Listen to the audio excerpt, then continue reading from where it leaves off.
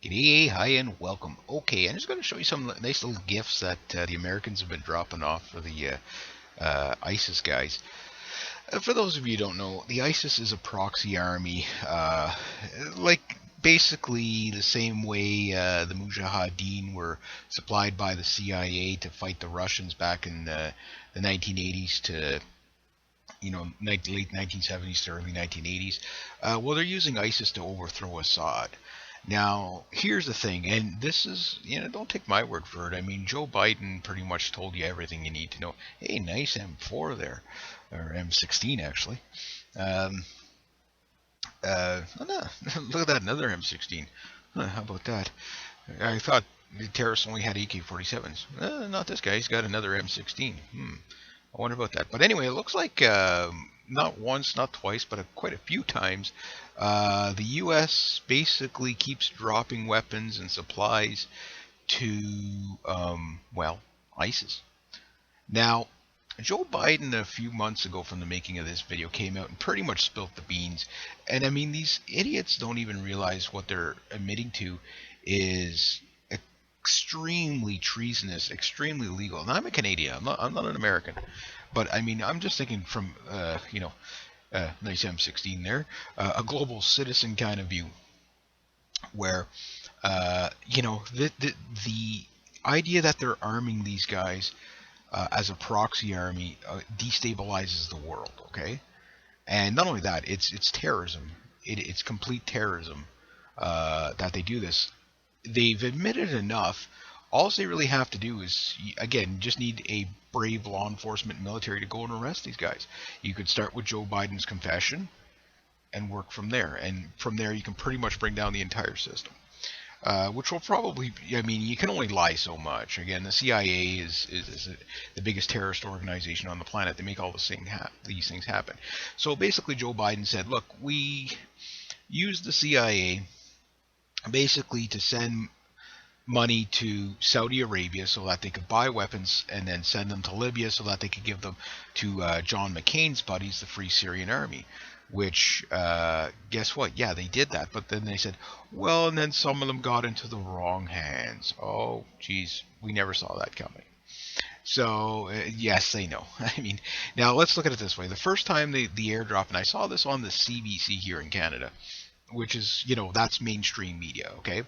So they're like, oh, they accidentally dropped weapons to the ISIS guys because the ISIS guys uploaded on their channel. Now, the ISIS fighters themselves, you have to understand, yes, these guys are pretty much legit. They're terrorists. They're jihadis. That's what they are. They want the caliphate. That part of it's legitimate. The fighting, that's real. Oh, nice pineapples they got there. U.S. made pineapples. There you go. Yeah.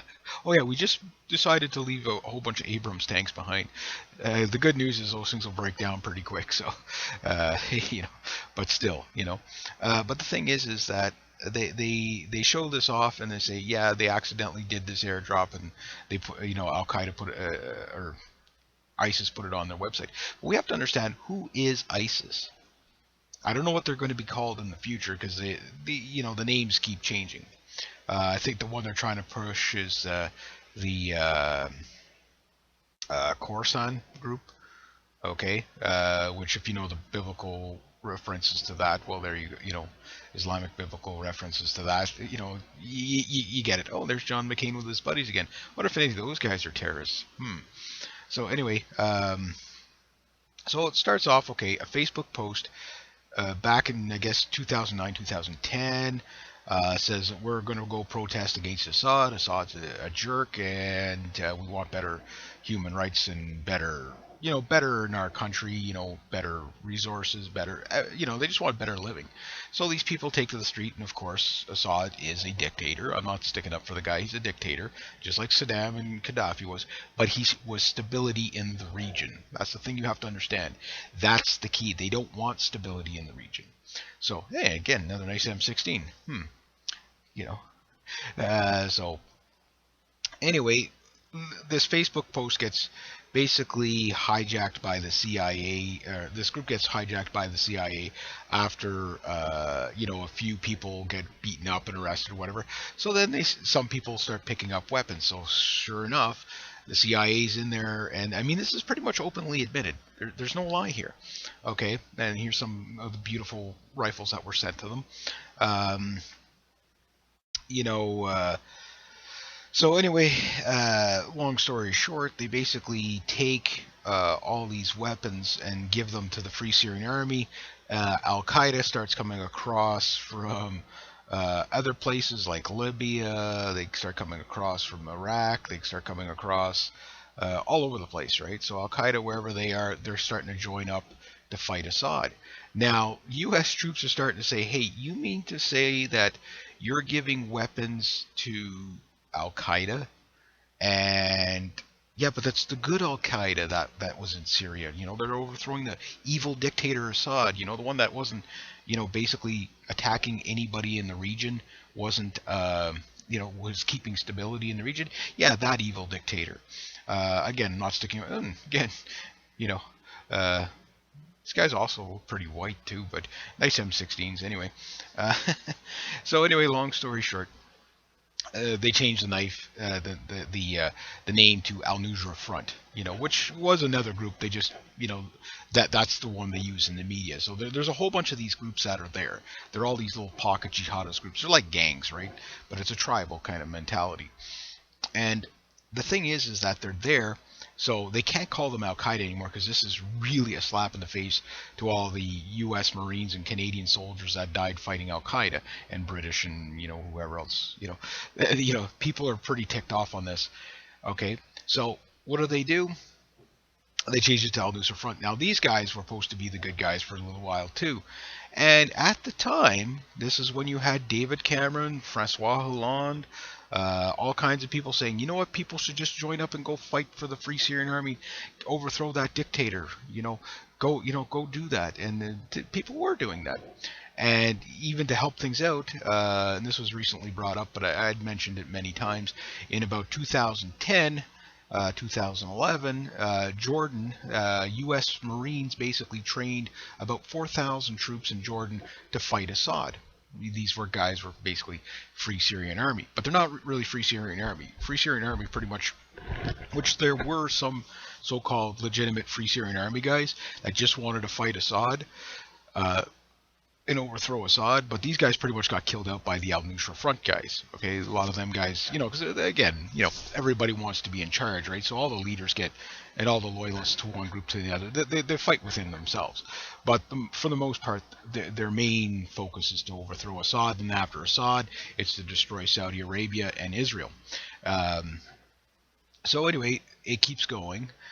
So now you have all these jihadi groups that are basically joining up together, as to fight a common enemy, which they'll eventually tear each other apart in the end anyway.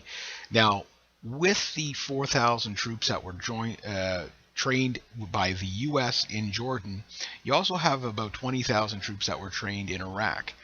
Maybe, don't quote me on the exact number, it was 15 to 20,000 or something like that were trained in Iraq and Afghanistan and places like that. To basically replace the Republican Guard in Iraq and stuff like that. That when they overthrew Saddam Hussein, okay, and George Bush did this on purpose. He disbanded the Republican Guard, and that's when the whole country went to hell. The Republican Guard was going to hand Saddam over.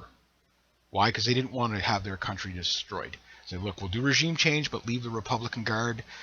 They're basically going to keep stability in the region.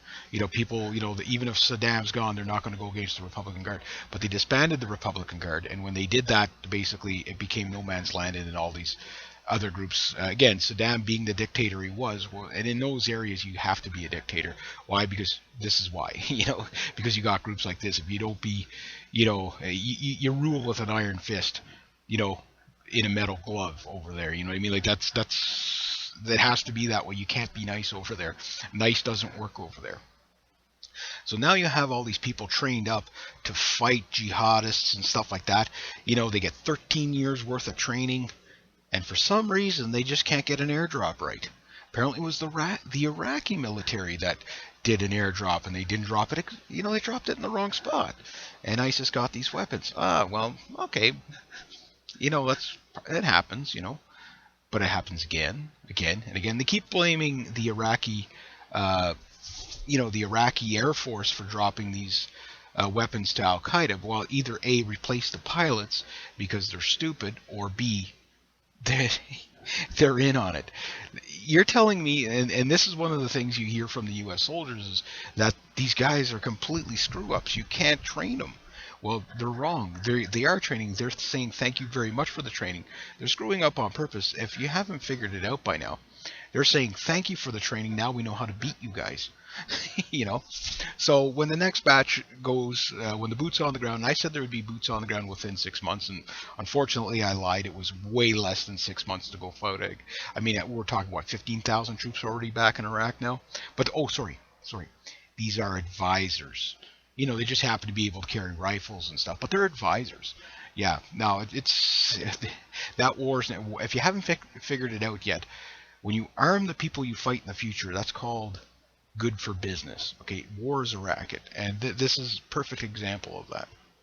Okay, so now what you have is you have these guys that you have 20,000 guys against 5,000 or 6,000 ISIS guys who tell these 20,000 Iraqi soldiers, hey, you know what? You better put your weapons down, or we're gonna give you a hammering. And they're like, well, we outnumber them 4-1, and we're better equipped. We got tanks, we got HUMVEEs, we got artillery, we got a whole bunch of stuff they don't have. Yeah, we better hand it over just in case. So do you really think that they actually were scared? No, they are, again, they don't understand the concept of Iraq. That's a country. They understand caliphate. They understand tribal. They did a coup. It's like the Taliban now. They're pretty much fully back in power where they were before. Maybe not in all spots, but in most spots. All they were doing is waiting for the U.S. to leave. So, of course, these new leaders that keep popping up, the ones that are able to speak English very, very well with British accents and stuff like that, cutting people's heads off. I'm not saying they're 100% false flag, but you do understand, like, the propaganda. You're starting to see the signs in English and everything. That's a sign of propaganda, because these people, they're Arabic. They don't they don't speak English. Most of them don't speak. They definitely can't write English. Most of them can't even write in their own language. You know what I mean? These are cave dwellers, pretty much, and I'm saying that in a literal term. These people live in caves. Some of them live in houses, but a lot of them live in caves. You know what I mean? It's a very, very poor region of the world. They have their rusted out AKs. Now they got their fancy chrome lined barreled U.S. made M16s. And they also got anti-tank weapons, and they got artillery, and they even got one Black Hawk helicopter. The good news is the high-tech weaponry, like the Abrams tanks and stuff like that, will end up gun emplacements like the T-72s and the T-55s, because, again, the jet-powered helicopter engine in the back of the Abrams is a very high maintenance. I mean, the first few hot starts that they do to that thing is just going to, completely burn out the turbine, you know what I mean? So you don't have to worry about this thing staying in that, or if they throw a track, they're just not going to be able to fix it. But then you never know. Maybe they will, But just the idea that the U.S. left all that equipment behind. We're talking, thousands of vehicles that they just left behind. Okay. Do you really think that's an accident? I don't think.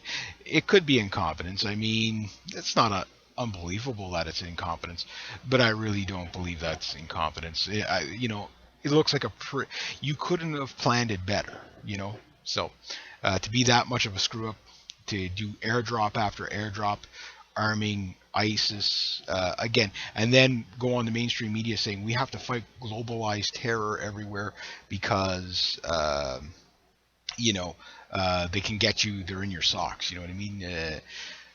Well, the thing is I know most of the troops that will go and fight this, they will fight very bravely.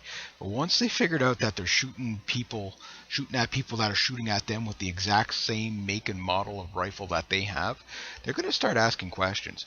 I mean, the way they used to do it is they used to buy Soviet weapons and give it to these jihadists. Now they're buying, basically U.S. made weapons and saying, "Oh well, we just accidentally left the stuff there and they seized it all." Okay, that could possibly be true, but considering how it was done, that all these guys just basically got out of their way, and no, the this group is basically, basically assembled, with the leaders that are going with the CIA and stuff like that. Now you're probably saying, how can you prove this? Well, just think about it this way. What's one thing all Muslims hate? Israel. Every Muslim hates Israel, pretty much, right? Especially the ones that live in the Middle East. They hate Israel, and they also don't like Saudi Arabia very much. You're talking Sunni Shia thing going on there. That's bad blood there. And then of course everybody else in the region they hate too. But they really hate Israel the most, okay? You're telling me, okay, all these jihadists that say, we're going to go to meet you in America, and we're going to, we'll see you at the White House type of thing, we're going to go blow you up there, we're going to kill you there, we're going to get here, we're going to get there. They're talking about attacking places, up to 10,000 miles away on the other side of the world. Meanwhile, they're basically fighting along the border of the country they hate the most, Israel, and they're not even trying to go into Israel. Don't you find that as odd? And these airstrikes, okay, yeah, they take out a few jihadist positions, but I think for the most part, you hear of what they're bombing. They're bombing oil refineries. I mean, when Saddam lit the oil refineries on fire, it was like, oh my God, that guy's a monster. Look at the damage he's doing to the environment and everything. But yet we're dropping JDAMs on it, doing the exact same thing, but this time it's justified. You know what I mean? So you can see the double standards there. But there's also the other problem, is that here they are bombing, like, for example, water supplies, hydro, the very limited hydro that they do have there, and food supplies areas. They're basically going after Assad's army.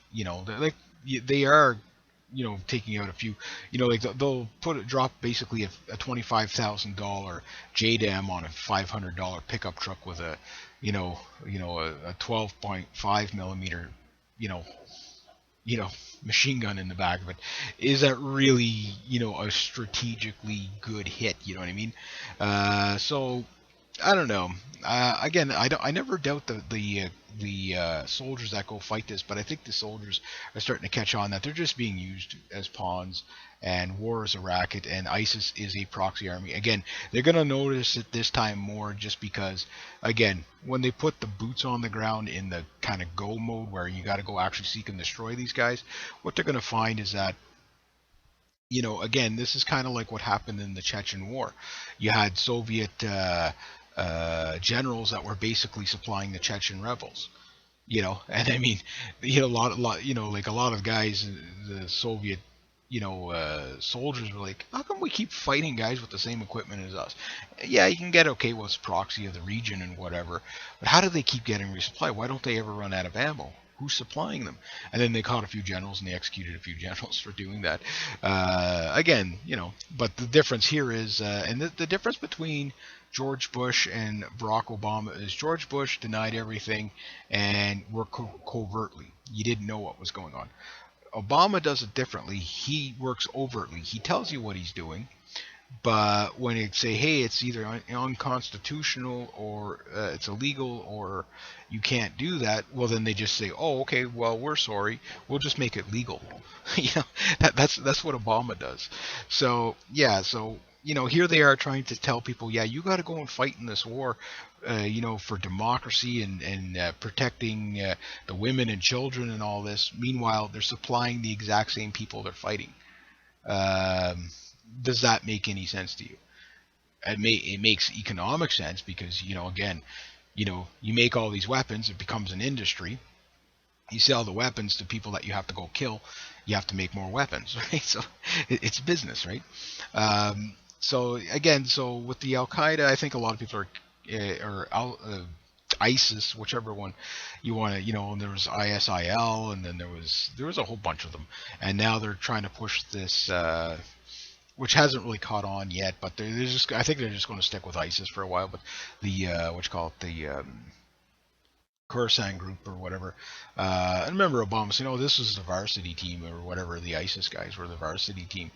But the thing is that again, these guys are being used the way they're supposed to be used. You know, they want regime change to get Assad out of there. Now, at some point, this is going to start to really go south and awry, and that's what I'm thinking you're seeing in some places around, around the world. Now, with on the making of this video, there was a recent terrorist attack in France. I'm going to cover that in a separate video. I've already done 2 videos on that already.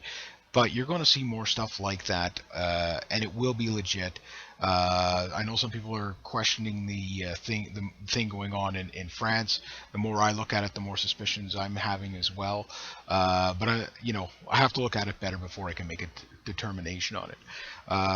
But you're going to see more terrorist attacks. These guys are everywhere because, again, it's the ideology.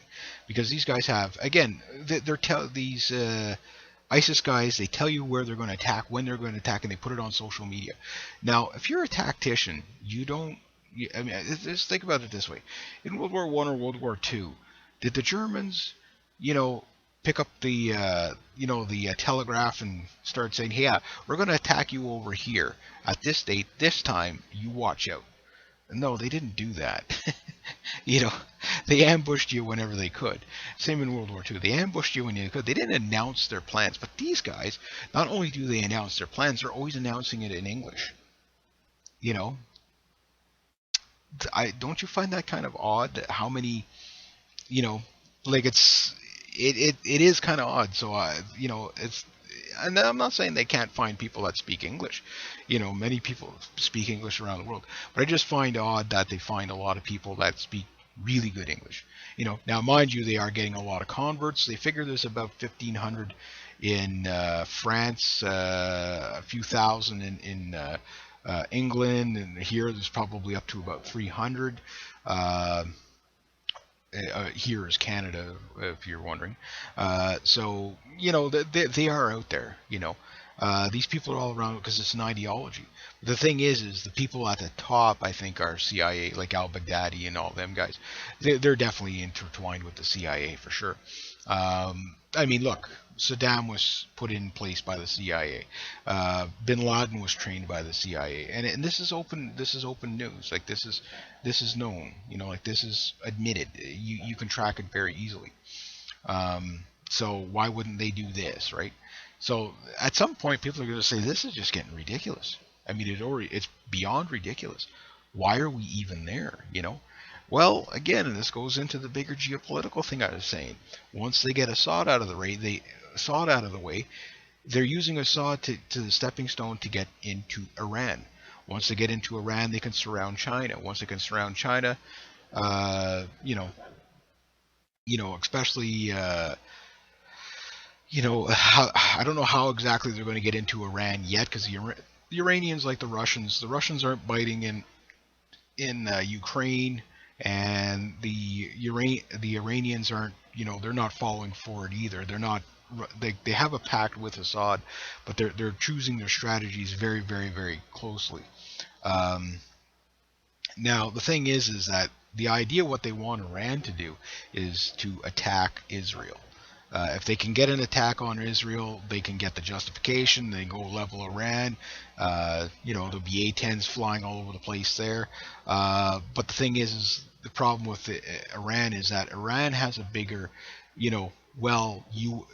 well-funded military in comparison to, say, like Saudi Arabia and stuff like that. Saudi Arabia has a military, but the Iranians have a big military, and they have a lot of U.S.-made equipment as well. It's older, but it's still, and they have a lot of rockets. That's where, long-range rockets, like 1,200 miles and stuff like that. And their whole defense thing, again, the reason why they don't need nukes is their whole thing is that if Israel attacks us, we wipe Israel off the map with just the rockets. Now, Iron Dome won't be able to shoot down all the rockets coming from Iran. I mean, we're talking thousands of them, right? that type of thing. So, and of course, China won't get involved until the U.S. is right on its doorstep, and then at some, again, there's going to be blowback from this, and we're going to see it. We're already seeing it. From the crazy snapping, so to speak.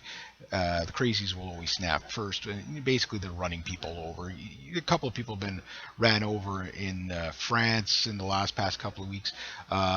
Yesterday there was also, or today or yesterday, from the making of this, there was also a cop that was shot, and it was considered a terrorist attack, but they pulled somebody over and then they shot the female cop.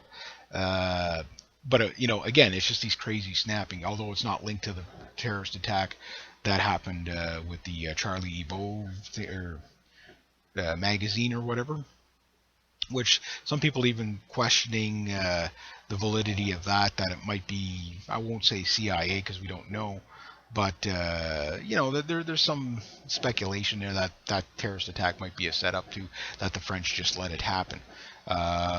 There's a few, again, I'll have to cover it on its separate issue because there's a few things that are happening right now from the making of this video geopolitically that kind of puts France in a kind of a tight spot right now.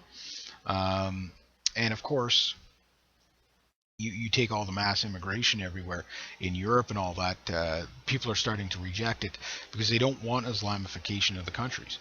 And you have to understand, many of them are turning radical. And again, I know most Muslims are pretty good people. I don't doubt that at all. But the thing is that you can't, there's a culture difference. 58% of them believe in Sharia law, so you're going to get a lot of radicals on that. And when they see all this stuff going on, you get somebody that's looking for a cause. Well, they just found one. This is one person put it well. Said, look, this is like Woodstock for them. You know what I mean? This gives them a cause. I mean, the Middle East, there's not much to do in the Middle East. You know what I mean? It's like, so, this is a cause for them. I know it sounds sick and twisted, but it kind of is. You know what I mean? So I guess I'll leave it at that. But again, you see this stuff and you just say, oh my God, where does it end? And all these gaggle heads in Ottawa and in, Washington, that are making this, all this death, it is their fault. Period. Somebody should be arresting these people.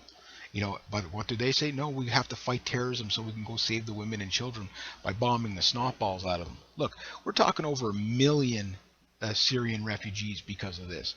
And this, again, wouldn't have gotten out of Assad is still holding off ISIS. I don't know how much longer he's going to be able to do that, but he's doing that. He is getting some backing from Iran in that sense, but again, with this kind of pressure, with again ISIS being armed, again, once they do take out Assad, what are they going to do with ISIS? That type of thing. So I don't know, because I'm sure as soon as they attack Israel, and they will. I mean, because these jihadists are crazy, right? As soon you watch, okay, as soon as they'll take out Assad, this will go on for months and months and months, maybe even years. The second they attack Israel, when they don't need them anymore, they'll wipe them out in like 2 weeks. You just watch. That's what's going to happen, and that'll tell you that it was a proxy army. Why fight Assad when you can get them to do it, right? But anyway, so yeah, so a lot more U.S. made weapons are now being dropped in again, supposedly by accident. And just think about it this way: you've got a C-17 Globetrotter dropping off American-made weapons to ISIS. Okay, now here's two things to consider. Number one, you really think it was an accident. Number two, the first time, second time, third time. I don't know how many times they've done this already that we know of. Do you think they're going to get it wrong 3, 4, 5, 6 times in a row to arm these guys? You really think, is the U.S. military that incompetent? I don't think so. I think this is a pretty deliberate job, considering the amount of calculations that go into this stuff. Can it happen? Sure, flukes can happen, but I don't believe in that kind of a coincidence or a fluke. They're basically arming ISIS. And I think people should know this, and you should spread this video around. If I'm wrong, people say, no, here, you got it wrong. Show me up. Sure, by all means. But, again, I think it's I do understand they're going to get some weapons from dead soldiers. I do understand that type of thing. But considering the amount of stuff that they just left in Iraq, uh, you know what I mean? It's just a little bit too coincidental that it was, they knew it was going to be commandeered at some point. Oh, but that was left for the Iraqi army. Look, if it takes 13 years to train an army, they're not trainable. So either A, they're not trainable, or they're putting on a show. And these guys were on the other side all the time, and that happens too. So again, now that and then of course when Obama or whoever the next president is that gets into an actual boots on the ground war, and okay, right now what they're doing is they're telling the so-called advisors, basically, wear shoes, don't wear boots, so we can't say there's boots on the ground. You know what I mean? But there's boots on the ground. You got almost 15,000 people there, I think, is add up all the personnel and everything like that. From Canada, we have about 600. I don't know how many British are there, but there's British in there, France in there, all the coalition forces are in there. You know what I mean? And the thing is when they start sending people out on patrol again, and they're getting shot, but most importantly, they're getting, when the guy says, "Oh, good, look, there's an Abrams, it's one of ours," and you hear, "Hello, Akbar," and that's what's going to happen. Next thing you know, GI goes home, and widow's there with her 2 kids and saying, "What happened to my husband?" And their father say he was killed. How was he killed? An Abrams tank took him out. Oh, was it friendly fire? No, it was an ISIS tank. Well, don't we make Abrams tanks? Yeah, but they kind of captured it. Well, how did they capture it? In a big battle? No, we left it there, and they just kind of grabbed it. Did they kill a whole bunch of people to get the tank? No, it was just kind of sitting there in the middle of a parking lot. Well, did they kill a whole bunch of people to get into the compound? It wasn't in a compound, it was just sitting in a parking lot, and they came and took it. With probably a full tank of gas in it. Or jet fuel, I guess. Something like that. But he fought bravely. Yeah. You know what I'm saying? Yeah, that's... How are you going to explain that to people? You know what I mean? I think this is going to just blow up on... I think the future... the future is looking bright. Here's why. Because at some point, this just gets so ridiculous that the whole CIA... Fire them all. There's no good CIA. Fire them all, they're terrorists. NSA, fire them all, they're terrorists. DHS, fire them all, they're terrorists. The Congress, fire them all, throw them in jail for the rest of their natural lives. In fact, maybe many of them, and even previous presidents like George Bush and stuff like that, which right now, the fact that you can't retry George Bush for crimes against humanity. You can't try him for that anymore. They made that legal. Can you imagine that? Same with Tony Blair and all that. Okay, what I say is, okay, well, you can't try him here, but maybe you can try them in the countries that they destroyed. How about you let the Iraqis try George Bush and Obama, and Afghanistanis try George Bush, Obama, and Cheney, and Rumsfeld, all those guys, and Tony Blair and all that. How about you let them guys say, let them have their day in court over there, see what they have to say about it. Then you'd see some justice. Throw Obama in there too, because he's just as bad, right? So you get rid of the Congress, okay, arrest all these corrupt people, because they're going to get everybody killed. Dispatch those agencies that are not doing any good whatsoever. They're just, they're too corrupt. You can't fix them. Just get them all, start something new that's transparent, that the people have control over. No secrecy, no privacy, just keep it, a proper intelligence agency that actually protects the country, not just, does these proxy things. Rechange the law so that they can't do stuff like that. But most importantly, grab your Constitution and read it. Read it again. Maybe read it a third time. Make sure everybody signs a waiver saying, I have read the Constitution, I understand the Constitution, and I will uphold the Constitution, or I will spend the rest of my natural life in jail for treason by breaking the amendments of the Constitution. And once you have that kind of accountability, then you might have something. And we can do something like that here with the Charter of Rights and Freedoms here in Canada, but we need to add to that to be able to put these people in jail. So, and the thing is you have to understand, all governments are the same. It was the Liberals that got us into Afghanistan, and we can't leave even with the conservatives who can't leave. So they're not really conservatives. They're just, they're neocons more than anything. I do call the Harper government a socialist fascist government. I know a lot of people think that's completely contradictory to what they are, but it's not. When you look at their policies, it's socialist fascist. And, basically they're in bed with big government. When you have big government in bed with big corporations, you have fascism.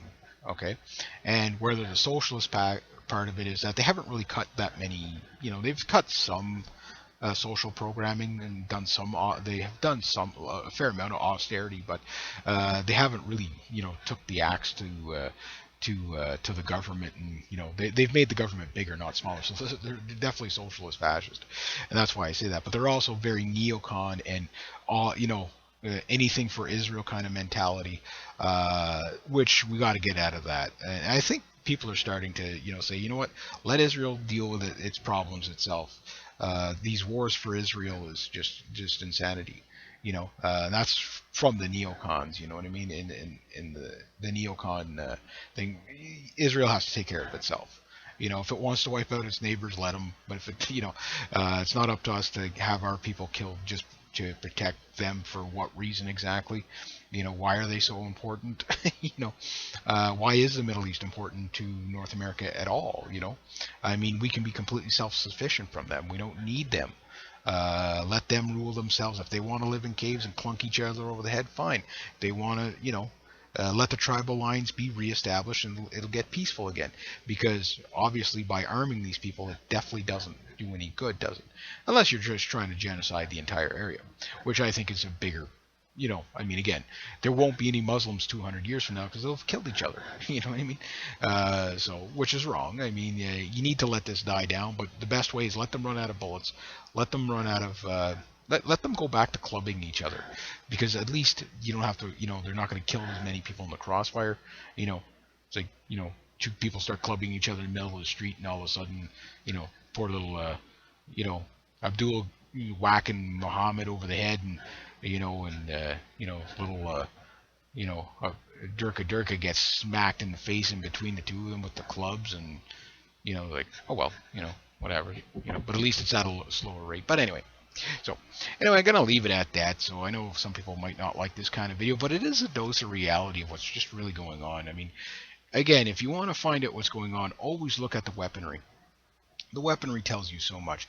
Who is supporting who? Because these people, again, when you look at Iran's military, you're like, why does the U.S. military have funny flags on the side of their Abrams? Again, especially when they get into it with Iran, it's going to be a mess, because it's like there's going to be so many friendly fire incidents. I mean, you know what the Iranians are going to do? They're going to just basically paint American flags on the side of their tanks. Nobody will know who's who. You know what I mean? It's because they're using, again, it's the same problem they have, like, say, what's going on in Ukraine now. There's a lot of friendly fire incidents because everybody's driving around in T-72s. Are they Russian or are they Ukrainian? Nobody knows. It's like, that 500 meters, you're not going to be able to tell what's what. So it's like, shoot now or we might not get a second chance. You know what I mean? And then, oh crap, it was one of ours. And stuff like that.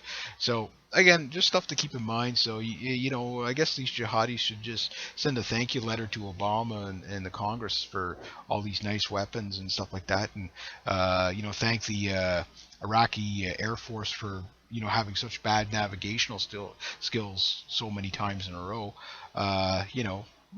Very very helpful for them and stuff like that. So anyway, I'll leave it at that. If you like this kind of content, there will be a link down below.